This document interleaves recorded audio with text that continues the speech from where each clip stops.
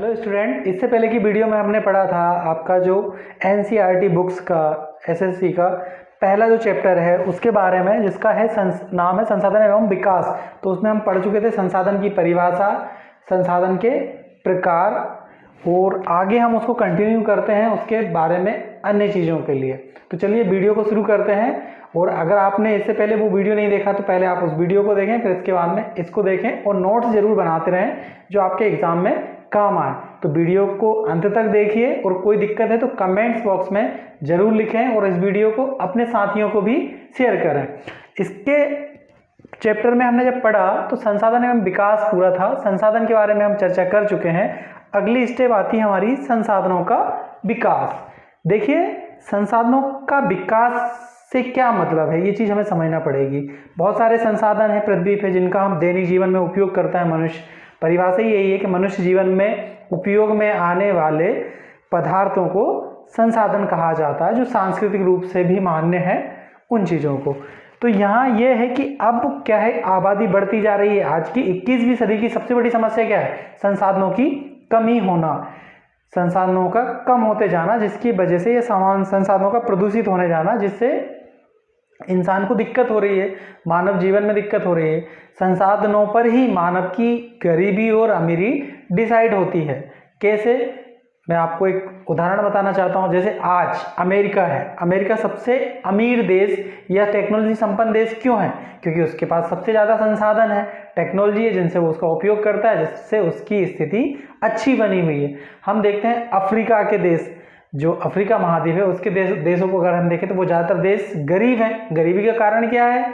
क्योंकि वहाँ उतनी टेक्नोलॉजी नहीं है जिससे वो वहाँ के संसाधनों का उपयोग कर सकें। तो संसाधनों पर ही और संसाधनों के उपयोग पर ही डिपेंड करता है किसी देश, समुदाय या किसी जाति विशेष का तरक्की करना या विकास करना। तो अभी की जो समस्या है, क्योंकि अब हम जो भाग रहे हैं वो टोटल औद्योगिकरण का समय है, तो हम ज़्यादा से ज़्यादा, हर व्यक्ति या हर देश ज़्यादा से ज़्यादा संसाधनों का उपयोग अपने निजी हितों के लिए करना चाहता है। इससे हो क्या रहा है कि संसाधन जो है वो कुछ लोगों तक सीमित होकर रह गए हैं और ज़्यादातर जो जनसंख्या है, ज़्यादातर जो समुदाय है उसके पास उतने संसाधन नहीं है। इससे आशय ये है कि एक वर्ग तो जो है वो बहुत अमीर होते जा रहा है संसाधनों का संग्रह करके, और एक वर्ग जो है उसके संग्रह की वजह से जो दूसरा तबका है या ज़्यादातर लोग हैं वो गरीब हैं। तो आने वाले समय में भी उससे दिक्कत है। संसाधनों का विकास जो हो रहा है, तो संसाधनों के विकास की परिभाषा में अगर हम देखें तो हमें इस तरह से संसाधनों का उपयोग करना है अपने जीवन में कि हम आने वाली पीढ़ी के लिए भी उन संसाधनों को छोड़ सकें। नहीं तो हो क्या रहा है, हम अभी के हिसाब से अपने बारे में तो सोच रहे हैं, लेकिन जो आने वाली पीढ़ियां हैं उनके लिए हम क्या छोड़ के जाएंगे? हम अंधाधुंध वनों की कटाई कर रहे हैं जिसके कारण वायु प्रदूषण बढ़ रहा है, बाढ़ का खतरा बढ़ रहा है ना। जल निकाल रहे हैं हम जमीन से। पहले जो पानी जमीन के ऊपरी हिस्से पे हुआ करता था, आज वो लगभग 200-300 फीट नॉर्मल है, कहीं कहीं तो 1000 फीट नीचे पानी जा चुका है। तो पानी का संकट उत्पन्न हो गया, वो भी तो संसाधन है। वनों की हम अंधाधुंध कटाई कर रहे हैं, उससे दिक्कत हो रही है। जीवाश्म ईंधन या पेट्रोलियम हम अभी इतना ज़्यादा उपयोग कर रहे हैं कि आने वाली पीढ़ी के लिए एक समय बाद वो खत्म हो जाएगा। और संसाधन, कुछ संसाधन ऐसे हैं जिनका हम निर्माण नहीं कर सकते। तो हमारी जो आने वाली पीढ़ियां हैं वो किस तरह से अपने जीवन को जिएंगी, उसके लिए हमें संसाधनों का बिल्कुल उस तरह से उपयोग करना है जिससे पर्यावरणीय क्षति ना हो, बहुत ज़्यादा नुकसान पर्यावरण का ना हो, और उन संसाधनों का हम ऐसे उपयोग करें कि वो आने वाली पीढ़ियों के लिए भी छोड़ सकें। उसको हम बोलेंगे संसाधनों का विकास। मतलब एक पूरी योजना हमारी होना चाहिए। मैं आगे बताऊंगा कि अंतर्राष्ट्रीय स्तर पर क्या कार्य किए जा रहे हैं संसाधनों से रिलेटेड, हम इसी टॉपिक में चर्चा करेंगे। अभी हम आगे बढ़ते हैं। अगला हमारा आएगा, उन्होंने आपकी बुक्स में एक उदाहरण दिया, आप वहाँ देख सकते हैं कि आपको कल्पना करना है। आप स्टूडेंट हैं तो आप कल्पना करके देखिए कि तेल संसाधन खत्म होने पर हमारी जीवन शैली में क्या प्रभाव पड़ेगा। तेल संसाधन से मतलब यहाँ है पेट्रोलियम से। जिस पेट्रोलियम की वजह से आज परिवहन इतना सुगम हो गया है, आपके घर में मोटरसाइकिल होंगी, 4 व्हीलर्स होंगी, जितने भी जो वाहन हैं यातायात में, हम सबसे ज़्यादा पेट्रोलियम का उपयोग कर रहे हैं। अब आप कल्पना कीजिए, क्योंकि एक समय बाद पेट्रोलियम ऐसा संसाधन है कि जिसको खत्म होना ही है। वो रिसाइकल तो हो नहीं सकता, रिसाइकल या नया बनने में उसमें हजारों साल की प्रोसेस है। तो अगर खत्म हो जाए तो आपके जीवन में क्या क्या दिक्कतें आएंगी। तो अगर आप स्टूडेंट हैं तो आप अंदाजा लगा सकते हैं, खेती अगर हम कर रहे हैं तो खेती में भी हम उसका उपयोग कर रहे हैं, चाहे पंप चलाने में कर रहे हो, चाहे ट्रैक्टर में कर रहे हो, कृषि कार्य में भी हम उसका उपयोग कर रहे हैं। यातायात में आपको स्कूल आना है, कॉलेज आना है, कहीं जॉब पे जाना है, वहाँ आप मोटरसाइकिल का उपयोग कर रहे हो या बस का उपयोग कर रहे हो, वो काहे से चल रही है, पेट्रोलियम से। पेट्रोलियम के ही रूप है ना भाई, डीजल हुआ, पेट्रोल हुआ, केरोसिन हुआ, एलपीजी, ये सब बन तो उसी से रहा ना, जिसको ब्लैक गोल्ड कहा जाता है, काला सोना, कच्चा पेट्रोलियम, उसी से ये सब। तो हमारा जीवन ही थम जाएगा उसके बिना, है ना। बहुत सारी दिक्कतें, आज आप जो 100 200 किलोमीटर जाके अप एंड डाउन कर लेते हो, वो कर सकते हो क्या? प्राचीन समय में नहीं होता था। 20 से 25 किलोमीटर बैलगाड़ी जोत के आदमी जा पाता था। तो बहुत सारी जो प्रॉब्लम क्रिएट होंगी उनकी आप सूची बना सकते हो और कमेंट्स में भी बता सकते हो कि क्या क्या समस्याएं आएंगी। अगला उसी में आपका टॉपिक दिया है, कल्पना कीजिए बॉक्स के अंदर, घरेलू एवं कृषि से संबंधित अपशिष्ट जो आपके यहाँ घर पे या किसान के यहाँ निकल रहे हैं वो कौन कौन से हैं और क्या उनका रिसाइकल या पुनः चक्रण करके उपयोग किया जा सकता है। तो सेकंड आप सूची बना सकते हैं। घरेलू से मतलब घर में जिन चीज़ों का हम उपयोग कर रहे हैं, एक बार उपयोग करने के बाद हम उनका दोबारा उपयोग कर सकते हैं, वे कौन कौन से चीज़ें हैं, और जिनका उपयोग दोबारा नहीं कर सकते वे कौन कौन सा है, उनका वर्गीकरण करना। कृषि से संबंधित अपशिष्ट, कृषि कार्य हम जो कर रहे हैं उसमें बहुत सारी चीज़ें ऐसी होती हैं जिनका हम पुनः उपयोग कर सकते हैं, तो वो कौन कौन सी चीज़ें हैं जिनका हम कृषि से संबंधित कार्य में उपयोग करते हैं और जिनका पुनः चक्रण भी कर सकते हैं, उनको आप लिख के सूची बना सकते हो। घरेलू मतलब घर से संबंधित और कृषि से संबंधित अपशिष्ट संसाधन जो भी हैं, जो अपशिष्ट निकल रहे हैं, उनका आप दोबारा उपयोग कर सकते हो या नहीं कर सकते हो, उनकी आपको सूची तैयार करना है। अगला आपका जो टॉपिक आएगा उसी में वो आएगा सतत एवं पोषणीय विकास। सतत एवं पोषणीय विकास अभी मैंने समझाया कि संसाधनों का हमें संरक्षण करना है, इस तरह से उपयोग करना है कि प्रकृति को बहुत ज़्यादा नुकसान ना हो और हम उनका उपयोग भी कर सकें और आने वाले भविष्य में जो हमारी पीढ़ियाँ हैं उनके लिए हम उसको छोड़ सकें। इसी के उपलक्ष्य में पूरी दुनिया के देशों ने, क्योंकि ये एक भारत की या पाकिस्तान की या कुछ देशों की समस्या नहीं है, अगर ग्लोबल वार्मिंग, तापमान बढ़ रहा है, टेम्परेचर बढ़ रहा है, तो पूरी दुनिया पे उसका असर हो रहा है। ऐसा तो है नहीं कि नहीं सिर्फ ये भारत तक की समस्या है। प्रदूषण बढ़ रहा है तो वो पूरी दुनिया में बढ़ रहा है, तो वो सबकी लिए समस्याएं हैं। तो एक अंतर्राष्ट्रीय स्तर पर सबसे पहले प्रयास किया गया, पृथ्वी सम्मेलन का आयोजन किया गया था 1992 में, जून 1992 में, जिसमें लगभग पूरी दुनिया के 100 देशों के लोग इकट्ठा हुए थे। ब्राजील में, जो वहाँ की राजधानी है रियो डी जेनेरो, वहाँ पे लोग इकट्ठे हुए, पृथ्वी सम्मेलन आयोजित किया गया, अंतर्राष्ट्रीय पृथ्वी सम्मेलन। और वहाँ पे ये डिसाइड करने की कोशिश की गई कि हम क्या क्या चीज़ें करें जिससे हम इन चीज़ों को नियंत्रित कर सकें, प्रदूषण को नियंत्रित कर सकें या संसाधनों के उपयोग को नियंत्रित कर सकें। तो वहाँ पे 21 सूत्री एक एजेंडा तैयार किया गया था जिसमें बताया गया था कि कौन कौन से देशों की क्या क्या जिम्मेदारियां हैं, क्योंकि ज़्यादातर जो नुकसान होता है वो होता है विकासशील और विकसित देशों की वजह से। जो विकासशील देश हैं या विकसित देश हैं वो बहुत ज़्यादा संसाधनों का उपयोग करके वहाँ तक पहुँचे हैं, जिसकी वजह से वहाँ सबसे ज़्यादा कारखाने हैं या खुल रहे हैं, तो उनकी वजह से प्रदूषण बढ़ रहा है। तो उन सबको कैसे कंट्रोल किया जाए, आगे हम इसी टॉपिक में चर्चा करते हैं।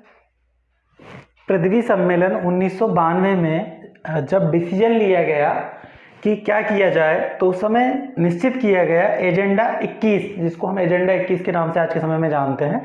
उसमें क्या था, समान हितों, अन्य देशों के हमारे सबके समान हित है, प्रदूषण का प्रभाव या जल प्रदूषण का प्रभाव या ग्लोबल वार्मिंग का प्रभाव सभी पे पड़ता है, तो वहाँ हमारे हित जो होते हैं समान होते हैं सभी राष्ट्रों के, उसका प्रभाव पड़ता है। सतत पोषणीय विकास की योजनाएं हम बनाएं, उसके बारे में चर्चा की गई। पारस्परिक आवश्यकताओं की पूर्ति, हम एक दूसरे की आवश्यकताओं की पूर्ति कैसे करें, इन सब के बारे में क्या क्या करें, वो सब डिसाइड किया गया इस एजेंडा 21 के तहत, जिसको एजेंडा 21 कहा जाता है। जो पृथ्वी सम्मेलन 1992 में जो हुआ था उसमें ये डिसाइड किया गया था, इसको सभी देश फॉलो करते हैं आज के समय में। संसाधन, अगला टॉपिक हमारा आता है संसाधन नियोजन। संसाधन तो हमें पता ही है संसाधन किसे कहते हैं। अब नया शब्द हमारे पास आया है नियोजन। नियोजन से मतलब है कि हम उसकी व्यवस्था कैसे करें, एक नियोजित तरीके से उसका उपयोग कैसे करें, मतलब को इस तरह से सेटल कर लें कि हम उसका प्रबंध कर सकें। नियोजन से मतलब प्रबंध है। तो क्योंकि आज संसाधनों की दिक्कत हो ही रही है, हर देश ये चाहता है कि वो अपने संसाधनों को बचा सके या उनका सही उपयोग कर सके। दुनिया का हर देश इसी में लगा है, क्योंकि अब सबको समझ में आ चुका है कि धीरे धीरे पृथ्वी पे संसाधनों की कमी आती जा रही है, जिसके कारण पारस्परिक विवाद भी क्रिएट हो रहे हैं और अन्य चीजें भी हो रही है। भारत में संसाधनों का नियोजन किस तरह से किया जाता है या संसाधन नियोजन के लिए भारत में क्या क्या चीजें की जा रही हैं, उसके बारे में हम चर्चा कर लेते हैं। भारत में अगर हम देखें तो देश के विभिन्न प्रदेशों में संसाधनों की पहचान करना एक ये मुख्य मुद्दा होता है भारत में, भारत सरकार के द्वारा, कि भाई देश आज हम देखें तो 28 राज्य और 9 केंद्र शासित प्रदेशों में हम बटे हुए हैं। इतना लंबा क्षेत्र हमारे पास है। हर जगह की परिस्थितियां अलग अलग हैं, कश्मीर से लेकर कन्याकुमारी तक या अरुणाचल से लेकर गुजरात तक भौगोलिक क्षेत्र अलग है, भौगोलिक परिस्थितियां अलग हैं और खनिज संसाधन जो हैं या जो अन्य संसाधन है वो सब अलग अलग हैं। देखें हम इसको और अच्छे से समझने की कोशिश करें तो हम देख सकते हैं कि लद्दाख है, तो लद्दाख में खनिज है, अन्य चीजें की हैं, सांस्कृतिक रूप से वो समृद्ध है, लेकिन वहाँ जल संसाधन की दिक्कत है, पानी की दिक्कत है या खाद्यान्न उतना अच्छा नहीं हो पाता। अरुणाचल प्रदेश हम देखें पहाड़ी राज्य है, तो वन संपदा वहाँ भरी हुई है, खनिज भी है, जल संसाधन भी है। जल सबसे ज्यादा अरुणाचल में, क्योंकि ब्रह्मपुत्र नदी वहां से बहती है। अगर हम वहीं इधर आ जाए गुजरात राजस्थान वाले एरिया में, तो यहाँ पर आपको पानी की दिक्कत लगेगी, क्योंकि यहाँ सूखा क्षेत्र है, रेगिस्तान है, जल संसाधन की कमी है। लेकिन यहाँ पे सौर ऊर्जा में बहुत ज्यादा स्कोप है या पवन ऊर्जा के लिए स्कोप है। तो अन्य अलग अलग क्षेत्रों में अलग अलग तरह के संसाधन वितरित हैं पूरे भारत में। तो कहाँ कौन सा संसाधन ज्यादा है, कहाँ कौन से कम है, इसका सर्वेक्षण करना, उसकी जानकारी जुटाना और उन सब को वर्गीकृत करना, ये काम होता है पहला। संसाधनों की पहचान करना, कहाँ कौन से संसाधन है और कहाँ किन संसाधनों की कमी है, क्योंकि भारत इतना विशाल देश है तो सब जगह एक जैसे संसाधन तो है नहीं है। तो आप ये देख सकते हैं, हम यहाँ पे एक काम और कर सकते हैं, क्योंकि हम मध्य प्रदेश से बिलोंग करते हैं, तो हम अपने मध्य प्रदेश में जो संसाधन हैं जो हमारे पास प्रचुर मात्रा में उपलब्ध है उनकी सूची बना सकते हैं, और जो हमारे यहाँ जिनकी कमी है उनकी सूची तैयार कर सकते हैं। खनिज संपदा में हमारे पास बहुत कुछ है, कोयला हमारे यहाँ सबसे ज़्यादा निकाला जाता है, तांबा मल्लाज खंड खदान हमारे यहाँ सबसे ज़्यादा फेमस है, हीरा पूरे भारत में मध्य प्रदेश से ही निकाला जाता है, पन्ना की खदान जो हमने सुन रखा है। अभी जो विवाद चल रहा है वहाँ पे वो इसी से जुड़ा हुआ है संसाधनों से, जो वहाँ पे जंगल है खदानों से लगा हुआ, उसको काटने की प्लानिंग चल रही है। तो उसके लिए आंदोलन हो रहा है कि भाई पूरा वन संपदा आप हीरे के लिए उसको पूरे जंगल को कैसे काट सकते हो, क्योंकि उस क्षेत्र से वो जंगल खत्म हो जाएगा। तो उस पर विवाद अभी मध्य प्रदेश में लेटेस्ट में चल रहा है। तो इस तरह से हम देख सकते हैं। अगला आता है संसाधन विकास योजना लागू करना। अब संसाधन विकास, अब जब हमने सर्वे कर लिया कहाँ कौन सी चीज़ें हैं, तो उसी के हिसाब से हम उनका उपयोग करेंगे। तो उसके विकास के लिए कार्य करना किस तरह से, प्रौद्योगिकी, जैसे हमने सुन रखा है राजस्थान में मान के चलिए पवन ऊर्जा का अच्छा खासा स्कोप है, सौर ऊर्जा का, लेकिन जब तक हम वहाँ पे संयंत्र नहीं लगाएंगे तो कैसे काम चलेगा। उसको हम बोलते हैं प्रौद्योगिकी, जिसको प्रौद्योगिकी के नाम से आप नहीं जानते, लेकिन टेक्नोलॉजी वर्ड आप उसके लिए यूज करते हो, इंग्लिश शब्द यूज करते हो। तो वही चीज है कि संसाधन तो है, लेकिन उसका उपयोग करने के लिए हमें प्रौद्योगिकी डेवलप करना पड़ेगी। कौशल मतलब उस तरह के काम करने वाले लोग हमारे पास हो जो उसमें ट्रेंड हो, जिसको हम बोलते हैं। आप लोग ज्यादातर ITI करना क्यों चाहते हो, अपने कौशल को किसी क्षेत्र में डेवलप करने के लिए। बहुत सारे स्टूडेंट चाहते हैं कि हमें ITI करना। ITI मतलब क्या, कौशल का विकास करना, किसी एक सेक्टर में आपको विशिष्टता हासिल करना, उसको बोलेंगे कौशल। तो हमें हमारे पास उस तरह के कौशल श्रमिक होना चाहिए जो उसका उपयोग कर सकें। जैसे आपके पास बस है लेकिन आपको चलाना नहीं आती है, आपको चलाने का कौशल नहीं है, तो वो खड़ी हुई है। तो वही चीज है कि आपके पास संसाधन तो है बस, लेकिन कौशल नहीं है उसको चलाने का, तो आप उपयोग कैसे कर पाओगे, तो वो दिक्कत है। संस्थागत नियोजन करना, ऐसा नहीं हो कि भाई हीरे की खदानें मिल गई तो कोई भी जाके खोदने लग जाए, उसको प्रॉपर मैनेज करना संस्था के द्वारा, इस तरह से उसका नियोजन करना, व्यक्तिगत तौर पे उसका ना होते हुए, क्योंकि हम जब किसी कंपनी या संस्था के तौर पे काम करते हैं तो हम उस काम को बहुत अच्छे से कर सकते हैं। तो इस तरह के संगठन और संस्थाओं का विकास करना जो संसाधनों का नियोजन कर सके या उनका वितरण सही रूप से कर सके, या उनका संरक्षण सही रूप से कर सकते हैं। इन चीज़ों पे हमें जोर देना, ये दूसरा एजेंडा है हमारा। फिर है संसाधन विकास योजनाओं और राष्ट्रीय विकास योजनाओं में समन्वय स्थापित करना। बहुत सारी ऐसी योजनाएं आ जाती हैं कि जहां विवाद क्रिएट होने लगते हैं। हम संसाधनों का विकास तो चाहते हैं, लेकिन राष्ट्रीय विकास योजनाओं में बाधा बनती है, विवाद होने लग, जैसे कहीं से आपको रोड निकालनी है लेकिन वहाँ पे जंगल पड़ रहा है, संसाधन है या कुछ अन्य इस तरह की चीज़ है, जैव संरक्षित क्षेत्र है, वहाँ से आप उसको नहीं निकाल सकते। तो उस तरह की मध्यस्थता का काम करना कि ये चीज़ करना चाहिए, ये नहीं करना चाहिए। क्योंकि जब ज़्यादातर विवाद बनते हैं बड़े बड़े बांधों को बनाने में, क्योंकि जब आप बड़े बांधों का किसी नदी पर निर्माण करते हो तो उसके 1000 वर्ग किलोमीटर का क्षेत्र आबादी, जीव जंतु, वन रहित हो जाता है, क्योंकि वो डूब क्षेत्र में आ जाता है। मध्य प्रदेश में इस चीज़ का विवाद बहुत ज़्यादा है। जो बांध बना है हमारा इंदिरा सागर परियोजना है, जिसमें पूरा के पूरा जो हरसूद है, आपका खंडवा डिस्ट्रिक्ट में हरसूद करके जो है वो पूरा के पूरा ओल्ड जो हरसूद है वो उसमें बांध में आ चुका है, डूब में आ चुका है, वो नई जगह बसाया गया है।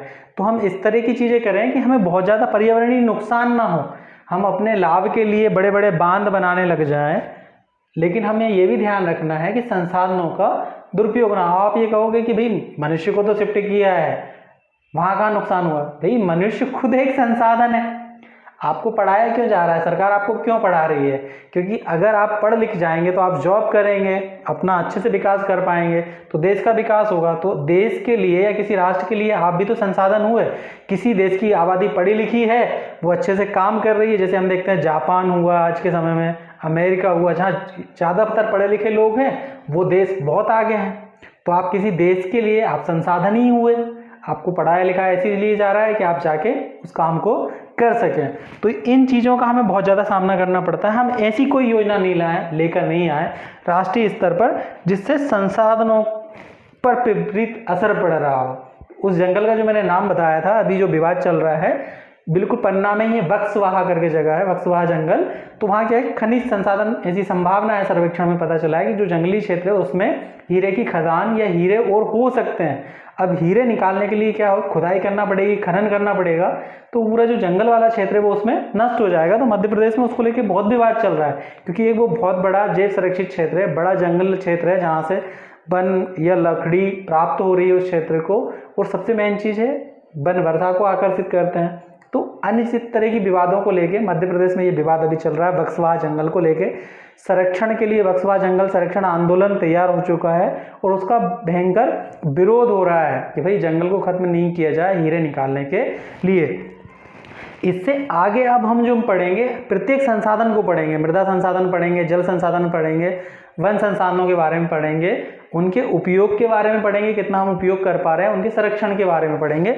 इस वीडियो में इतना ही। अगला हमारा जो टॉपिक रहेगा वो रहेगा मृदा संसाधन, और उसमें मृदा संसाधन में मृदा के प्रकार, मृदा का संरक्षण और मृदा हमारे लिए क्यों जरूरी है, उसकी परिभाषा, और मृदा किसे कहते हैं। आप पूरी पृथ्वी के अंदर तक के एरिया को मृदा नहीं कहा जाता है, वो आपको मैं अगली वीडियो में बताऊंगा। ये वीडियो आपको कैसी लगी? अगर आपकी कोई रिक्वायरमेंट है तो आप कमेंट्स बॉक्स में जरूर लिखें, मैं उस पर भी वीडियो लेके आऊँगा। और आप नोट बनाते जाएं, और आप ये बताएं कि आपके लिए एक क्वेश्चन मैं दे रहा हूँ कि जो बक्सवाहा जंगल है मध्य प्रदेश में वो किस जिले में पड़ता है। उस जिले का नाम आपको कमेंट्स बॉक्स में टाइप करके बताना है।